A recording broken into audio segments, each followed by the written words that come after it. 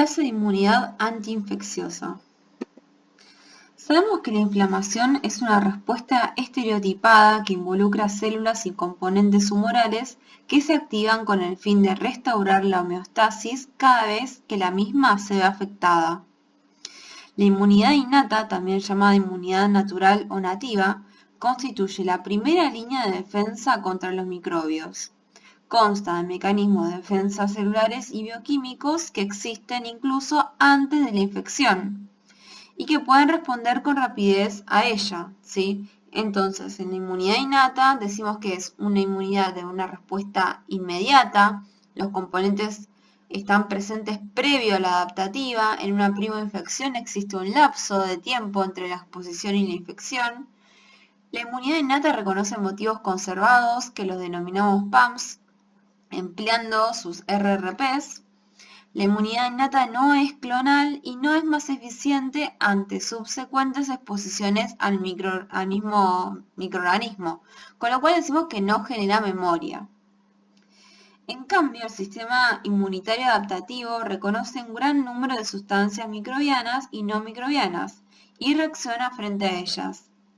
Las características que definen la inmunidad adaptativa son la capacidad de distinguir diferentes sustancias, lo que se llama especificidad, y la capacidad de responder de forma más vigorosa a exposiciones repetidas al mismo microbio, ¿sí? Lo que se conoce como memoria. Entonces, al igual que en la innata, entre una y prima infección existe un lapso de tiempo entre lo que es la exposición y la infección. Los linfocitos reconocen antígenos específicos empleando sus receptores antigénicos. La inmunidad adaptativa es clonal y obviamente genera memoria, ¿sí? En la clínica vamos a ver la tétrada de Celso y el quinto componente, ¿sí? Vamos a ver calor, rubor, tumefacción, dolor y el quinto que es la pérdida de la función. Todos los individuos están constantemente expuestos a un gran número de bacterias presentes en el ambiente. Sin embargo, a pesar de esta continua exposición, solo esporádicamente aquellas que son patógenos para el ser humano logran causar la enfermedad, resultando así la enfermedad infecciosa la excepción y no la regla. Dentro de esto tenemos distintos tipos de microorganismos infectantes. Tenemos los patógenos primarios que suelen causar enfermedad, por ejemplo, la bacteria Treponema pallidum que causa sífilis. Los patógenos oportunistas que ocasionan enfermedad en huéspedes susceptibles, como los pacientes inmunodeficientes o que presenten otros factores de riesgo, por ejemplo, Pseudomonas aeruginosa que provoca neumonías en estos pacientes.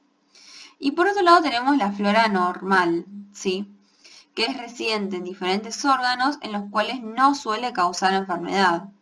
El ejemplo clásico son aproximadamente las 1014 bacterias que existen en el tracto digestivo, pertenecientes a más de 500 especies diferentes. En esta clase vamos a ver al sistema inmune, pero al revés, yendo desde el microorganismo hacia las respuestas celulares y humorales que se desarrollan. Vamos a ver las bacterias, ya sea intracelulares, extracelulares, los virus, parásitos y hongos. Comencemos entonces viendo las bacterias extracelulares. Las bacterias extracelulares pueden replicarse fuera de las células del anfitrión y lo hacen, por ejemplo, en la sangre, en los tejidos conjuntivos y en los espacios hísticos constituidos por las luces de las vías respiratorias o el intestino. Existen muchas especies de bacterias extracelulares patógenas y las enfermedades que producen se deben a dos mecanismos principales. En primer lugar, estas bacterias provocan una inflamación que conlleva la destrucción del tejido en el foco de infección. Y en segundo lugar, las bacterias producen toxinas que ejercen efectos patológicos diversos. Estas toxinas pueden ser endotoxinas, es decir, componentes de las paredes celulares bacterianas, o exotoxinas, que son sustancias secretadas por las bacterias. En lo que respecta a la inmunidad innata, ¿sí?, van a participar el sistema de complemento, las proteínas de fase aguda, neutrófilos, monocitos y macrófagos, mastocitos y células dendríticas. Y en lo que respecta a la inmunidad adaptativa, van a participar el componente humoral, ¿sí?, constituido por los anticuerpos IgG, IgA, IgM, y el componente celular constituido por los linfocitos, principalmente TCD4, con los T follicular helper y el perfil TH17.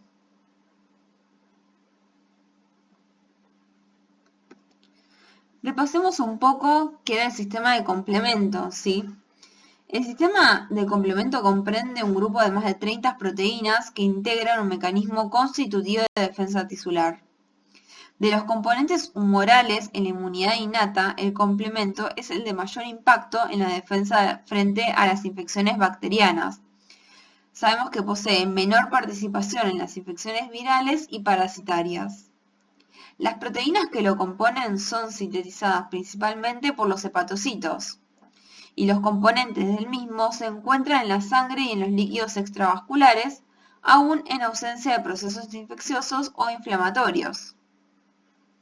Recordemos que el mismo tiene 3 vías de activación: la clásica, que básicamente va a ser activada por los anticuerpos IgM e IgG, asimismo también la proteína C reactiva, la vía de las lectinas, que básicamente se va a activar por los receptores de reconocimiento de patrones solubles, MBL y las ficolinas H y L, que reconocen los motivos de hidratos de carbono que van a estar en lo que es la pared bacteriana. Y la vía alterna, que se activa de una forma directa, y esto le permitía operar en etapas tempranas. Las funciones mediadas por el complemento son importantísimas. Tenemos la inflamación, la opsonización, la potenciación de la respuesta B y la citotoxicidad. Con respecto a las proteínas de fase aguda, la PCR actúa como un receptor soluble secretado en los líquidos corporales, sintetizada rápidamente por el hígado durante la respuesta de fase aguda. La interleuquina 6 y en menor medida la interleuquina 1 y el TNF-alfa, producidos mayoritariamente por los macrófagos, estimulan la síntesis de la PCR por los hepatocitos. Las ficolinas H y L son proteínas séricas que reconocen grupos acetilos presentes en los hidratos de carbono principalmente, la N-acetilglucosamina. El reconocimiento de sus ligandos conduce a la activación del complemento a través de la vía de las lectinas. Por otra parte, también puede reconocer a las células apoptóticas.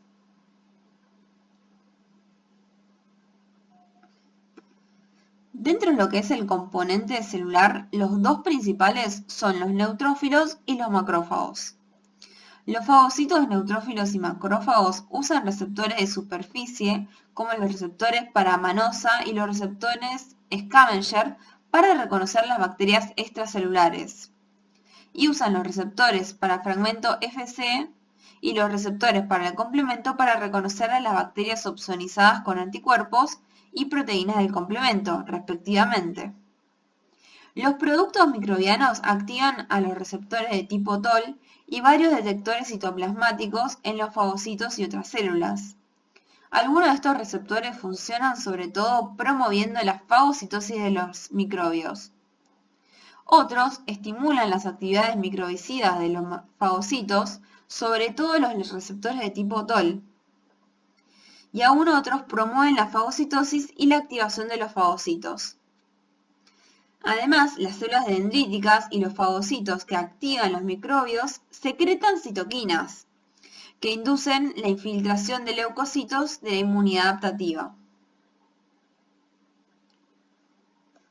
No olvidemos las distintas funciones o cómo ejercen, digamos, su función, por ejemplo, en los neutrófilos, que tienen una función celular, induciendo lo que es la fagocitosis, la liberación de las NETs y la citotoxicidad dependiente de anticuerpos, y una función humoral con la síntesis de citoquinas proinflamatorias.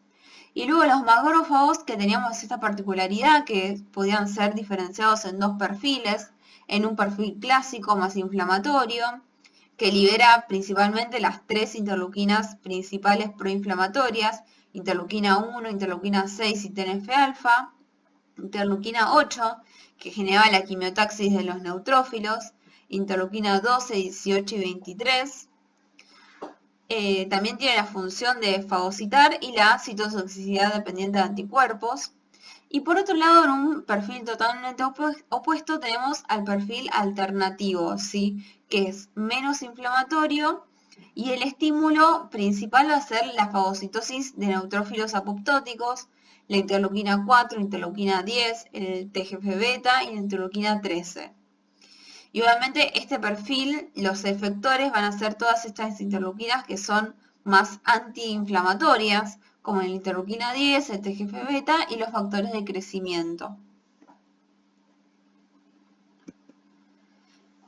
En lo que respecta a la inmunidad adaptativa, los antígenos proteínicos de las bacterias extracelulares también activan a los linfocitos TCD4 cooperadores que producen citoquinas que inducen la inflamación local, aumentan las actividades fagocíticas y microbicidas de los macrófagos y neutrófilos y estimulan la producción de anticuerpos. Las respuestas Th17 inducidas por estos microbios reclutan neutrófilos y monocitos y así promueven la inflamación local en los lugares de infección bacteriana. Los pacientes con defectos génicos en el desarrollo de los perfiles Th17 y los que producen autoanticuerpos neutralizantes específicos frente a la interleuquina 17 tienen una mayor propensión a infecciones bacterianas y micóticas, con la formación de múltiples abscesos cutáneos. Con lo cual esto nos demuestra la relevancia del perfil Th17 frente a bacterias extracelulares. No nos olvidemos la importancia del perfil T follicular helper con el fin de activar a los linfocitos B. Y en lo que respecta a la inmunidad humoral, es una respuesta inmunitaria protectora importante frente a las bacterias extracelulares y actúa bloqueando la infección, eliminando los microbios y neutralizando sus toxinas. La respuesta de los anticuerpos contra las bacterias extracelulares se dirigen contra antígenos de la pared celular y toxinas secretadas y asociadas a las células, que pueden ser polisacáridos o proteínas. Aquellos que son compuestos por proteínas activarán una respuesta de linfocitos de tipo B2, ¿sí? Aquellas membranas bacterianas compuestas por proteínas activan solamente los linfocitos B2. Los mecanismos efectores usados por los anticuerpos para combatir estas infecciones son la neutralización, la opsonización y la fagocitosis y activación del complemento por la vía clásica. Ahora, ¿qué ocurre en las bacterias capsuladas? Las mismas poseen en su pared antígenos que se denominan T independientes de tipo 2. Se caracterizan por presentar epítopos repetidos, los cuales son capaces de inducir un marcado entrecruzamiento del BCR en la superficie de los linfocitos de tipo B1. Principalmente, estas cápsulas están compuestas por hidratos de carbono o proteínas que se expresan en forma repetitiva sobre la superficie de los microorganismos. Como dijimos, estos polisacáridos son presentes en las bacterias capsuladas.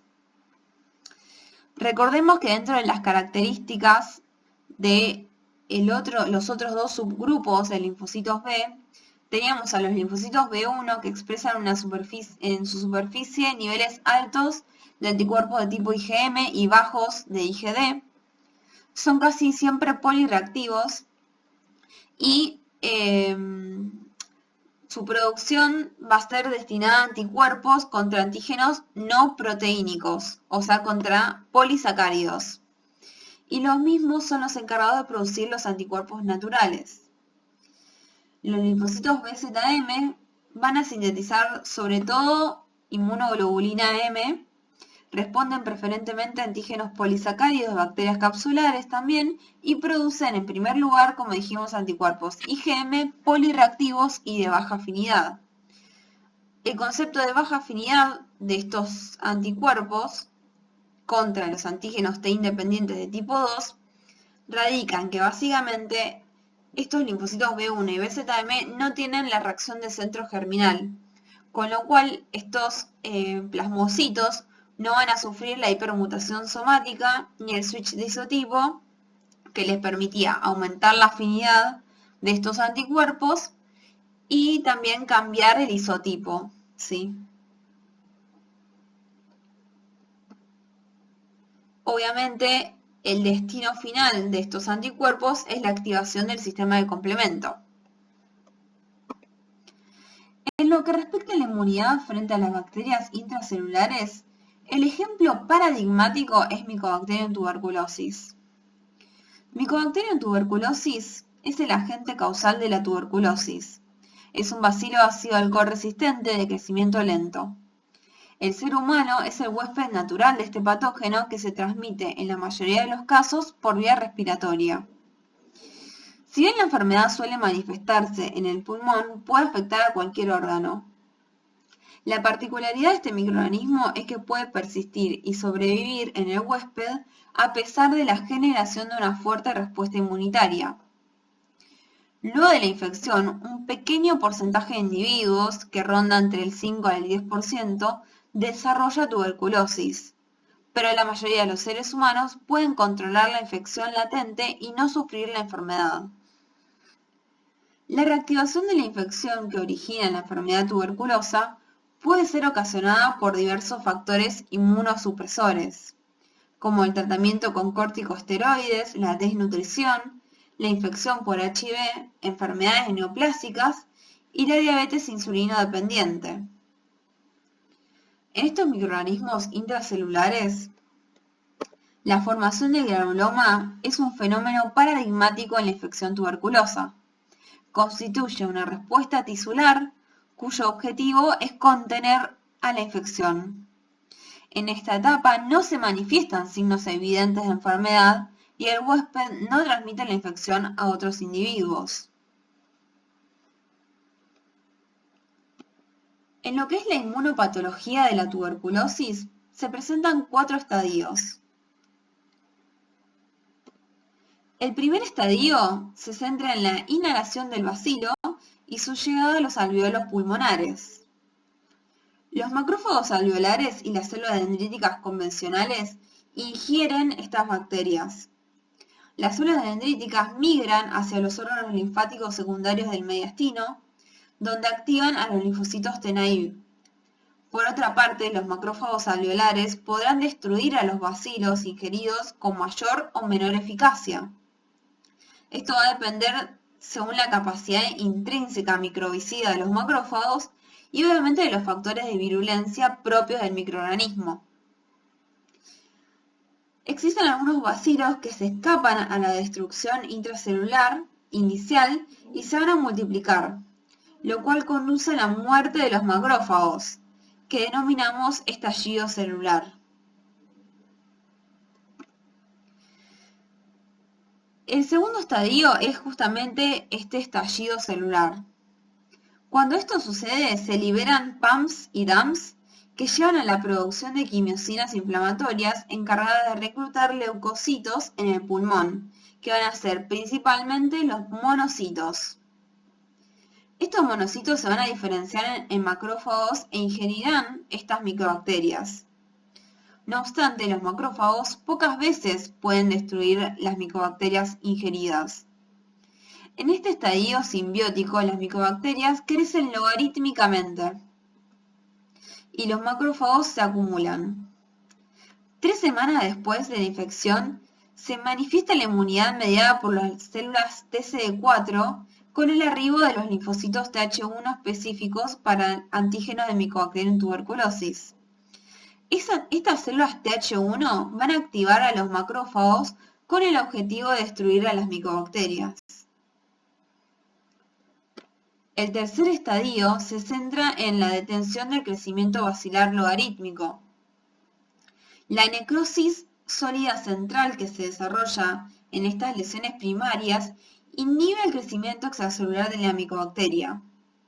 Como resultado, la infección se vuelve estacionaria o latente. Sin embargo, si falla la vigilancia inmunológica, la enfermedad puede progresar y diseminarse por vía hematógena. El cuarto estadio se centra en la diseminación de la infección. El granuloma se vuelve gaseoso, de consistencia similar al queso blando, es decir, una masa sin estructura que contiene restos celulares. La rotura del granuloma permite la liberación de miles de bacilos viables e infecciosos hacia la vía aérea. Esto da como resultado la aparición de la tos productiva y facilita la diseminación por aerosoles de los bacilos infecciosos. A su vez, la licuefacción de los focos gaseosos provee excelentes condiciones para el crecimiento extracelular del Mycobacterium tuberculosis. La formación de las cavitaciones, que acá la podemos observar, puede conducir a la ruptura de bronquios cercanos, lo que posibilita la diseminación intrapulmonar y extrapulmonar del bacilo. Ahora pasemos a ver la inmunidad antiviral. Las infecciones causadas por virus tienen un gran impacto en la salud humana. Las infecciones virales respiratorias y las gastroenteritis virales se encuentran entre las enfermedades infecciosas de mayor incidencia. Cuando se produce una infección viral, el sistema inmunitario del hospedador pone en juego diversos mecanismos capaces de eliminar a estos microorganismos. Los virus, a su vez, utilizan diferentes estrategias con el objetivo de evadir la respuesta inmunitaria, replicarse y finalmente transmitirse a otros individuos. En lo que respecta a la inmunidad innata, van a participar los interferones de tipo 1, las células NK, células dendríticas plasmocitoides y las células dendríticas. Y en lo que respecta a la inmunidad adaptativa, van a participar obviamente los anticuerpos IgG, IgA, IgM, los linfocitos TCD4 constituyendo los T follicular helper y el perfil Th1 y los linfocitos TCD8. En lo que respecta a la inmunidad innata, los virus pueden ser reconocidos tanto por las células del sistema inmunitario como las células no inmunitarias. Los RRP que reconocen los patrones moleculares asociados con patógenos virales se distribuyen en los diferentes compartimentos celulares, como el citosol, los endosomas y la membrana plasmática. ¿Cuáles van a ser estos RRPs? Los tipo TOL, la familia de los RIG y los sensores de ADN. El reconocimiento de la infección viral induce la producción de los interferones de tipo 1. ¿Sí?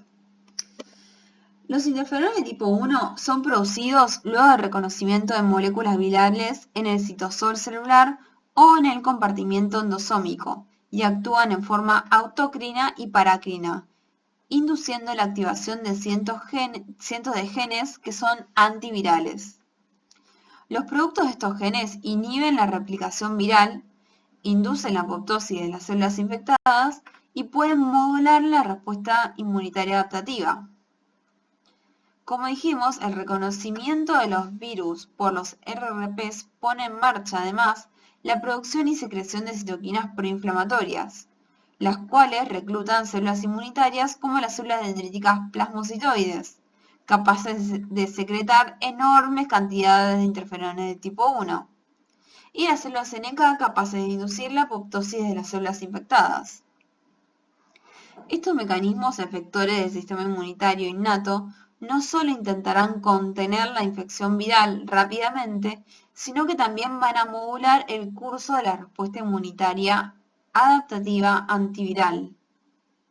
En lo que respecta a los interferones de tipo 1, promueven a la activación de las células NK, la expresión de las moléculas de clase 1 y clase 2 del complejo mayor de histocompatibilidad, facilitando la presentación antigénica a las células de TCD4 por las células presentadoras de antígeno profesionales y las células TCD8 por las células presentadoras de antígeno profesionales y no profesionales.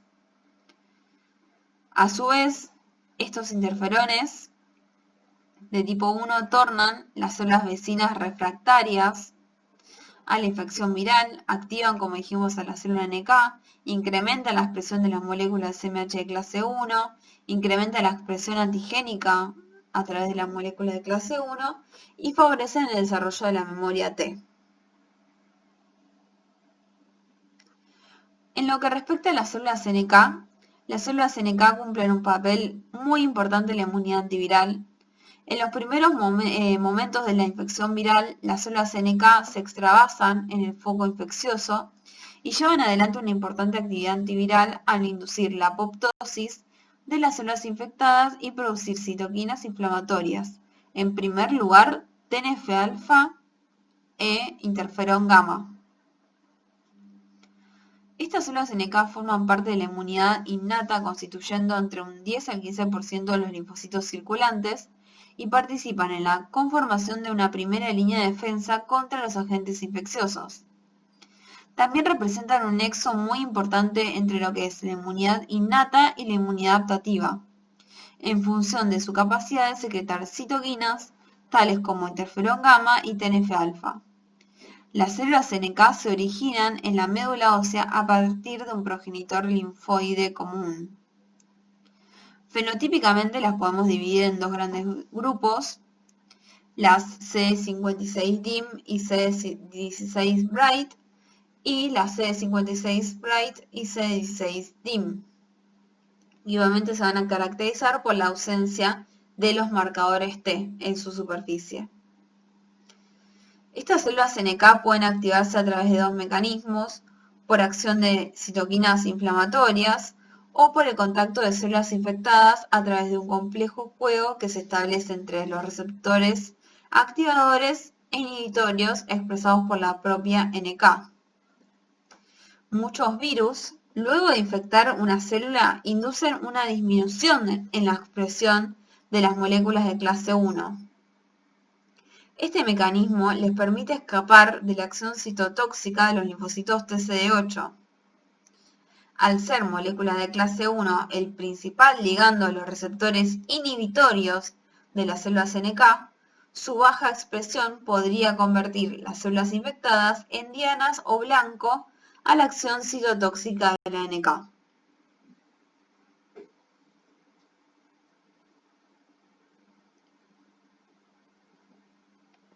En lo que respecta a las células dendríticas plasmocitoides, estas células de origen hematopoyético son reclutadas en los tejidos infectados por virus, donde median la secreción de grandes cantidades de interferones de tipo 1, mediando una importante acción antiviral.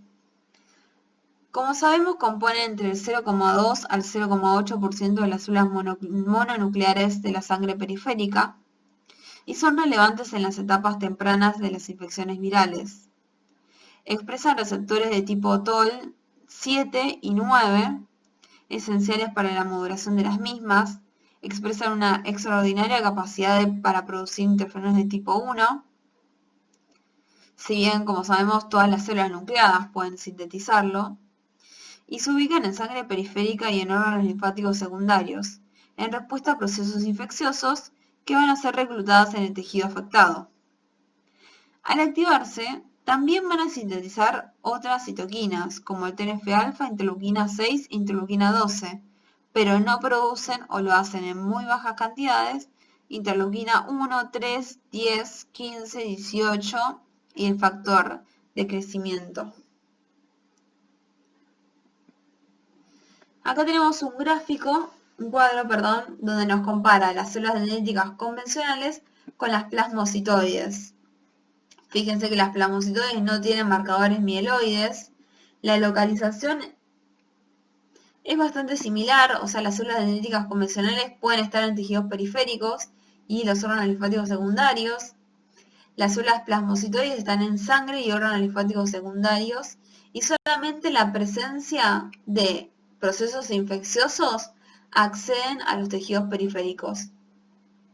La capacidad de las células dendríticas convencionales de sintetizar interferones de tipo 1 es igual al resto de las células, pero las células dendríticas plasmocitoides expresan una capacidad infinitamente mayor de sintetizar interferones de tipo 1. No así la producción de otras interleuquinas como interleuquina 12. La capacidad endocítica también es muy diferente. Las células dendríticas convencionales tienen una capacidad endocítica mucho mayor, ¿sí? Siempre pensando en una célula dendrítica inmadura. Y las células dendríticas plasmocitoides no tienen una buena capacidad endocítica. Y obviamente las funciones van a ser distintas, ¿sí? La función de las células dendríticas convencionales es activar a los linfocitos T vírgenes. Y obviamente activar y orientar el curso de todo lo que es la inmunidad adaptativa. En cambio, las plasmocitoides median una acción antiviral en la fase aguda de las infecciones virales por su potente capacidad de producir interferones de tipo 1.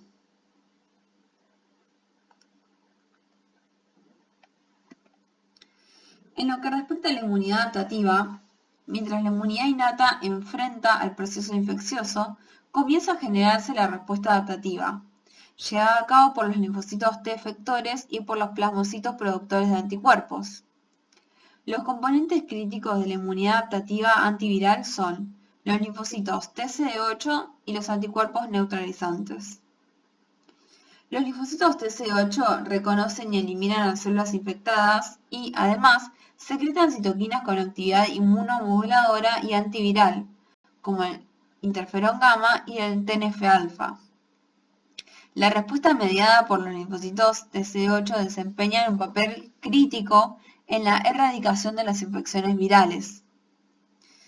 Las células dendríticas, una vez que ingresan en el ganglio drenante local, permanecen en el área paracortical y presentan los péptidos virales procesados. En esta zona se produce el encuentro entre lo que es la célula dendrítica con los linfocitos TCD8 naive o vírgenes que arriban luego de extravasarse a través de las vénulas de endotelio alto. La activación de una célula TCD8 se produce por el reconocimiento de un péptido específico presentado en el contexto de la molécula de clase 1 de histocompatibilidad. Esto corresponde a la señal 1, ¿sí? Y obviamente va a ser activado también por la interacción de las moléculas costimulatorias con su receptor CD28, y esto constituye la segunda señal de activación. A la percepción de estas señales le sigue una notable expansión de estas células T que aumentan la expresión de los receptores para factores de crecimiento, particularmente expresan el receptor de alta afinidad de interleuquina 2. Y esto va a modificar la expresión ya sea de las moléculas de adhesión y se van a transformar en células T efectoras que van a migrar a los tejidos periféricos para hacer frente a la infección.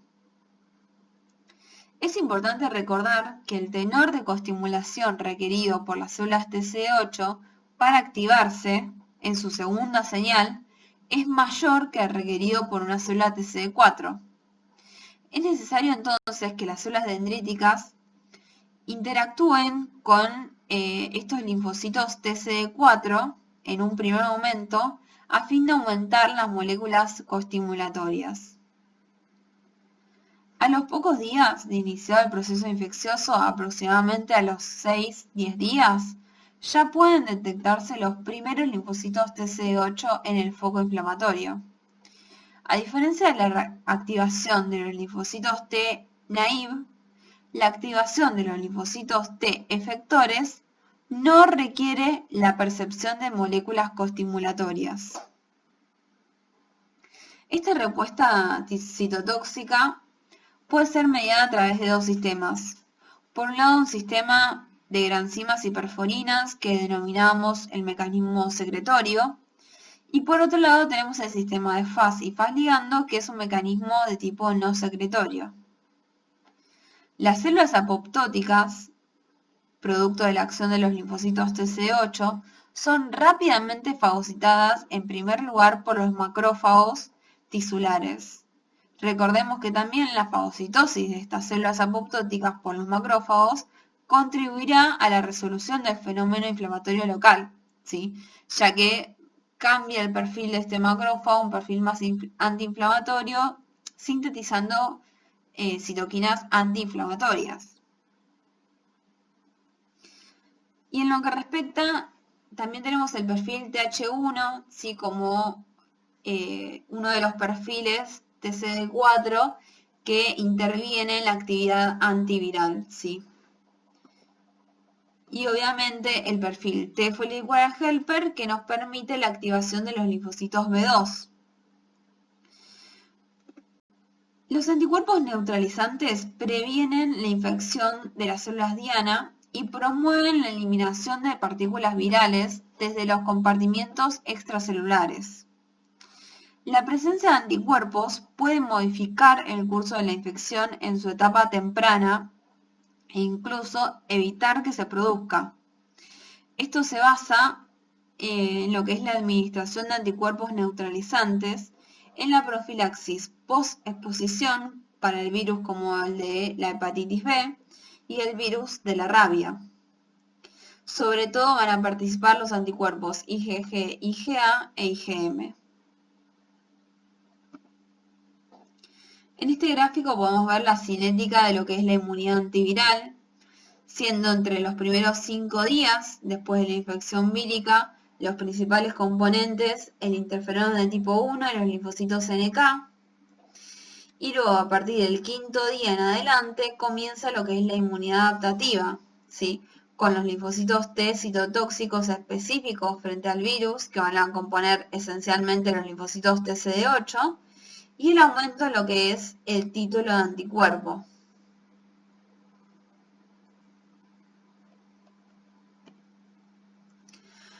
Ahora comencemos a ver los helmintos. Como bien sabemos, los parásitos se clasifican en dos grandes grupos, los protozoos y los helmintos. Los primeros suelen comportarse como microorganismos intracelulares, al menos en ciertos estadios en su ciclo evolutivo. Los segundos son organismos multicelulares que habitan en compartimiento extracelular. En general, las infecciones por parásitos comparten dos características. Presentan ciclos de vida complejos que comprenden diferentes estadios, durante los cuales cambian su morfología, su composición antigénica y su tropismo celular. Y por otro lado, producen infecciones crónicas, que perduran meses, años o durante toda la vida del huésped, a los que consideramos hospedero.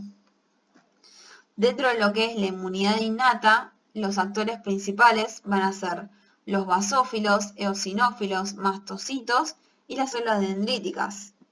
Y en lo que respecta a la inmunidad adaptativa, van a intervenir los anticuerpos IgG, IgA e IgE, y los linfocitos TCD4, ya sea los T follicular helper y el perfil TH2.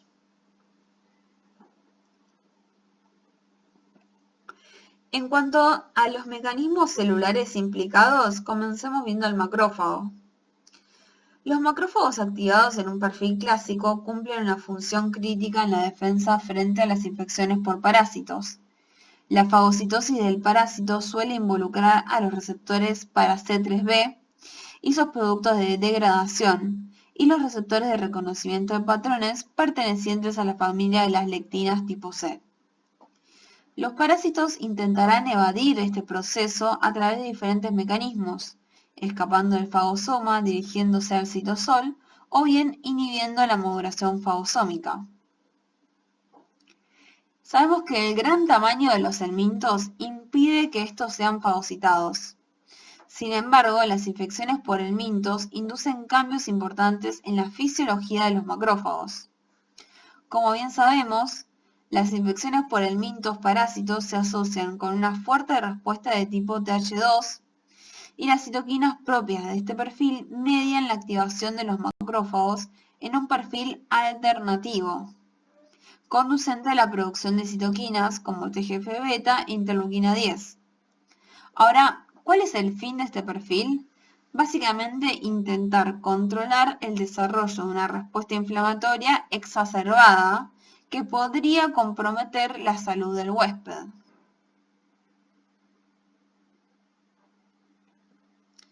En cuanto a los eosinófilos, sabemos que las infecciones por helmintos suelen asociarse con una marcada eosinofilia en la sangre, La misma es inducida en gran medida por la interleuquina 5 producida por el perfil Th2. Los eosinófilos presentan una notable capacidad citotóxica. Como vimos en el primer parcial, los eosinófilos pueden degranularse durante el transcurso de la citotoxicidad celular dependiente de anticuerpos, inducida a través de la interacción de los anticuerpos IgE, que van a estar recubriendo el parásito, y los receptores Fc epsilon 2 que se encuentran en los eosinófilos. En este video podemos ver un parásito del minto con los eosinófilos realizando la citotoxicidad.